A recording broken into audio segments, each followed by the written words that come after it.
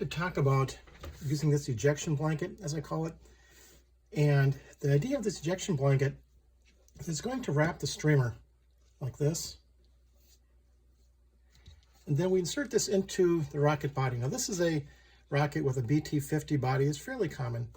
And this just fits in here very easily, just like this. Even with the rubber band on, it fits very nicely. But you see, it's a very nice, smooth fit.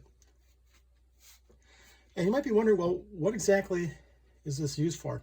Well, this has three important problems that it solves all at the same time.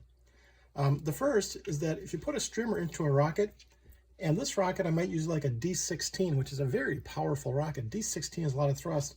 The streamer could very easily just slide down. And when it does that, the rocket becomes unstable. So you have to have some way to hold the streamer up at the top of the rocket. The second thing is that if the streamer slides down, I found that one time it plugged up the ejection charge, so the streamer got stuck in the bottom, and the bottom of the rocket blew apart. Another time it just shredded the streamer. So again, we have to hold the streamer up at the top. Another important issue is that when you put the streamer in, if you don't have, for example, I have the rubber band on this now, but if I let go, it's just going to begin to unwind. Well, if you unwind, now it's going to be hard for it to eject. So it makes it easier to eject it when you've got this nice smooth blanket because the streamer otherwise unwinds. It makes the outside very tight. And I had one time where the ejection charge blew the center of the streamer out and left the outside of the streamer stuck inside the rocket. Again, that's a failure that can occur, which is why this blanket is so important.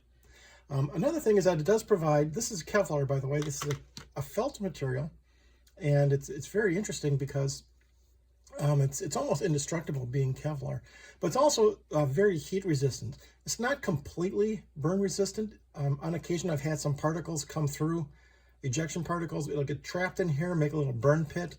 So this stuff can get burned up a little bit, but in general, it's going to capture any burning particles and protect the streamer, and your streamer is going to eject without getting burned. I've never had a burned streamer. I have had some of these blankets burned a little bit, but also I have this trick for attaching it very quickly and removing it by having a little eyelet glued onto the top of this blanket. Now this eyelet is glued on using E6000 glue. The E6000 is a polymer. It's got a consistency similar to a gel toothpaste.